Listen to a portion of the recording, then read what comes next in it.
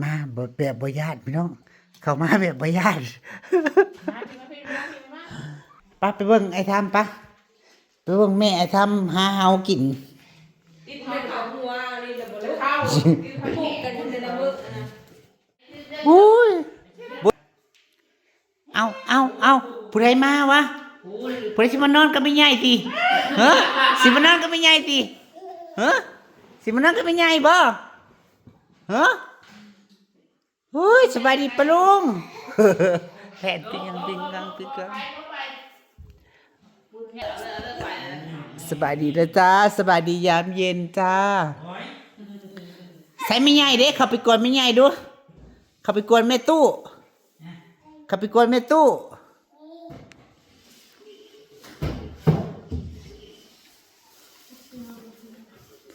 ลิศเข้าไปกวนแม่ตู้ดู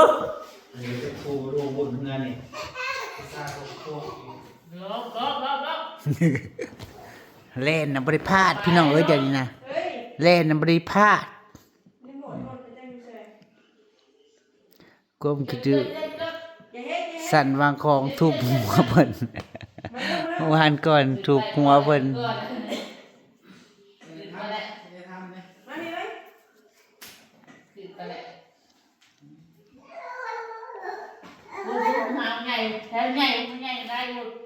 มีใหญ่ไหนน่ะมันนั่นน่ะขับเบิ่ง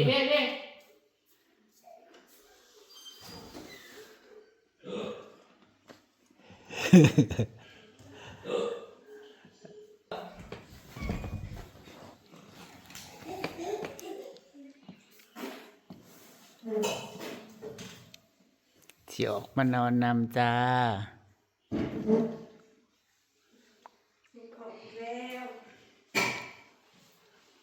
ตอนเกิดก็มาหนีแล้วใหญ่รอบปีก็ได้มาหนีแล้วเฮ้ยเดี๋ยวผากยังแพ้แวะอยู่แลนบ่ได้ล้มเสมอนี่แลนบ่ได้ล้ม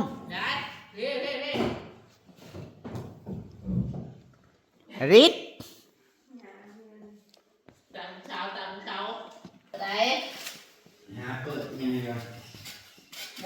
มาพี่ว้าวบาดเนื้อว้าวมาพี่จะบาดเนื้อ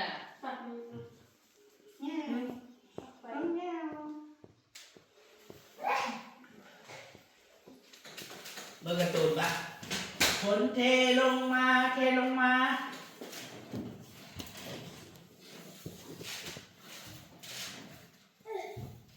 ไม่ใช่การ์ตูนเด้จะใครเปิดทอดชัดแล้วนะการ์ตูนเด้โลกนะเฮ้ยเปิดการ์ตูนเด้เปิดการ์ตูนเด้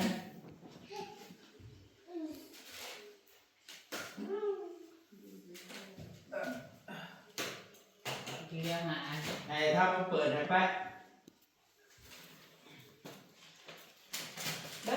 เบิ้ง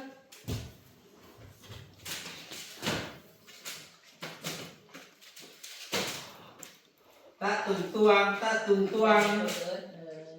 จะใครเปิดอ่ะ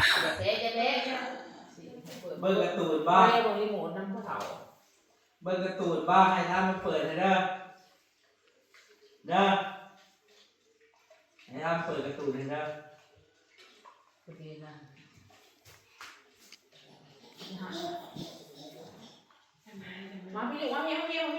มาพี่สกีรถที่ขึ้นรถมันบ่มีกระเจี๊ยบลูกจะปั่นได้หมดจังนะ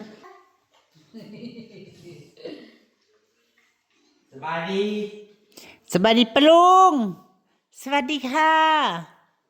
สวัสดีค่ะลูกสบายดีสิเขาไปหาไม่ใหญ่ไม่ใหญ่แล้วอยู่ในน่ะไม่ใหญ่เลยแล้วมีหลานจะจองลูกไม่ใหญ่อุ้ย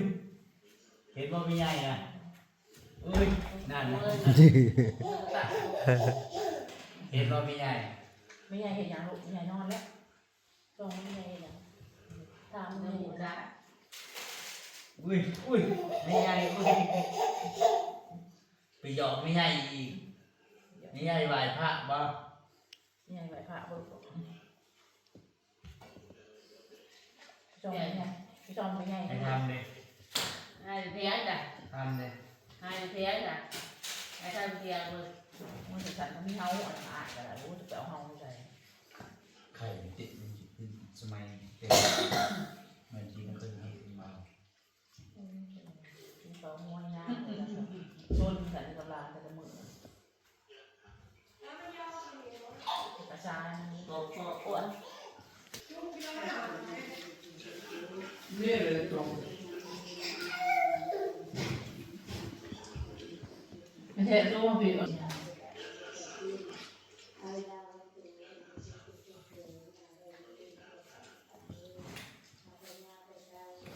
จะได้ปล่อยเขามาบริยูซื่อๆเด้อจ้ะ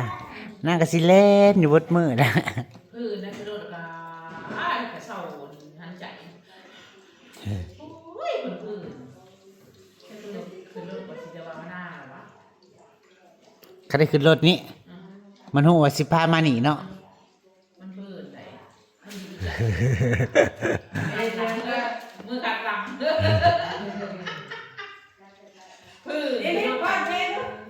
ประชุมกระเช้าไปเลยแกมเราไปเลย จะเปิด มาไล่อีก เอามันสิแตกลูก มาไล่อีก โทรศัพท์พอดีเลย นี่รถใหญ่ ว้าวว้าวมันงอนว้าวว้าวนานไหนบอกว่า ประตูลับที่ติดป้ายว่าห้ามเข้าเปิดออกมาเอง มัน ใช่ ทันที ตัว ว่า ดำๆ ถึงเวลาต้องรีบหนีแล้ว สุนัขทหารเคนายตัวนี้ไม่ได้โง่เลยแม้แต่น้อยครับเมื่อประตูลับที่ติดป้าย มันจะไข่เฮาติ ไข่เห่าเอามือน่ะไปตัด ใส่เฮานะทั่วหัวบ่ได้มีแต่ไม่งอนเฮาเกี่ยวนี่แหละมันก็พกไว้ในขนาดผมฉันนะ แม่มันไว้รีบ ฟังไม่ผิดหรอกน้องต่อยเพราะน้องมีภาษี แทงหัวโลน แล้วสกิลน้องจะสร้างเขตวารีขึ้นมา เห่าเต็มหัวสงสัยมาจากผู้ใดไปสุกหัวแซ่บหัวไป ไข่มัน ให้กับตัวน้องและเพื่อนร่วมทีมที่อยู่ใกล้ๆแน่นอนว่าทุกสกิลของน้องสามารถสร้างเขตวารีได้หมดเลยอย่างสกิลหนึ่งที่เมื่อกดใช้แล้วน้องจะทุบพื้นเพื่อสร้างเขตวารีมีแค่นี้เหรอใช่มี ไข่มา ส่วนส ทั่ว กิล หัว สองของน้องจะ บริการหยาบๆบอกคำ ในเขตวารีเหลือแต่แผ่นน้องจะลอยตัวแล้วพุ่งไปสตันศัตรูและสุดท้ายอันติน้อง อย่าเอาน้ำก็ซาดูซาซุมือ นั้นเป็นนักสู้ที่คิวได้นิดหน่อยบางคนคิดว่าน้องต้องอึดแน่ๆแต่ไม่เลยน้องโคตรมา เห่าขึ้นหัว น้องชายเอาแป้งข้าวโพดใส่ลงไปในไห เพราะยันผมยาวขนาดผมฉันยังบ่ได้เห็นมันได้ น้องชายจึงบอกว่า ไข่น่ะบักหลายๆนะ เมื่อพี่สาวขุดดูพี่สาวก็เห็นว่า ไข่นะผมไม่ได้ไข่เฮา นี่โค้งที่ฮักเลย กลับไปที่ นาง บ้าน จะปรีเพิ่น ข้างในมันคือกระดูกยายทวดพี่สาวไม่เชื่อ เธอจึงล้วงเข้าไปเธอคิดว่ามันคื ก็ อกระ ไป ดูก อยู่ จ ใส่ ริง น่ะมันบ่เห็นนะ ๆน้องชายได้โอกาสจึงปลอมตัวเป็นผียายทวดมานั่งข้างพี่สาว ที่เจ้าไปตามผมนี่แหละมีนางหัวมันบ่เห็น โบขึ้นลงลกนางหัว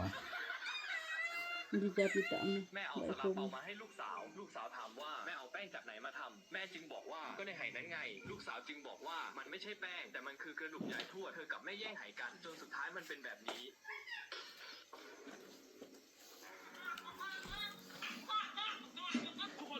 มีแต่ไข่มัน มี นะ แต่ไข่มันนะพี่น้องไข่มันนี่รับทราบนี่น่ะนี่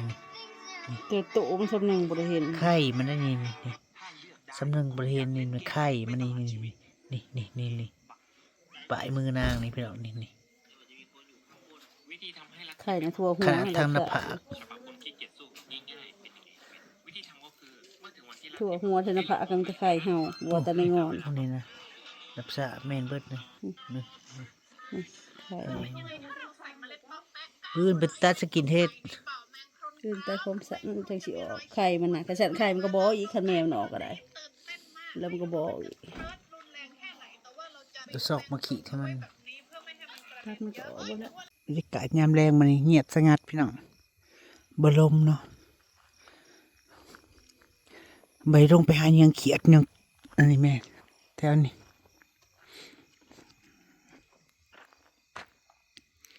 หายังเขียด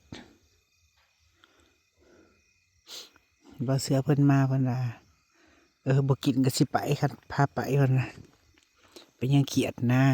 เพิ่นบ่กินกบกินเขียด แต่ว่าอย่างอื่นเพิ่นกินเรียบ ก็ยังดีกว่านางเพิ่นเบื่อกินยกเว้นกบเขียดอึ่ง บัดนี้นางเลยพี่น้องอำมาลาบัดก็บริกินหลายอย่างอยู่หลายอย่างที่นางบ่กินถึงจะเป็นคนบ้านนอกก็จริงนะกินแต่เป็นบางอย่าง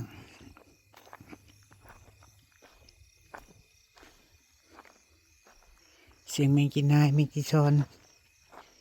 สุดแมงไหม้เพิ่นก็กินอยู่เพิ่นมักอยู่บริใต้นะพี่น้องเนาะเปิด MP3 มาเนาะเสียงแมงกินซอนนะบริเปิด MP3 มาแล้วเก็บเอาใส่ตู้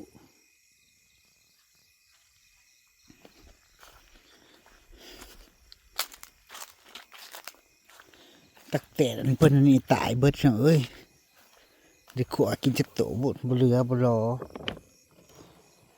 บ่ลิดจังพี่แดนก็เลี้ยงอักสุดแต่อยากเลี้ยงบ่ผ่านตายเบิดละ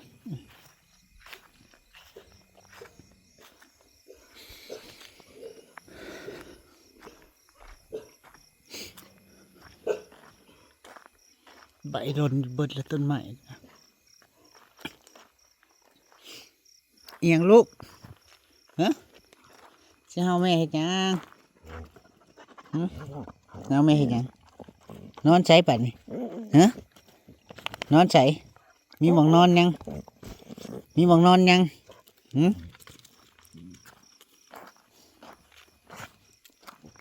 ไอพี่นางจ๋ามันลาพาจากกันเด้อจ้ากุสไนจ้า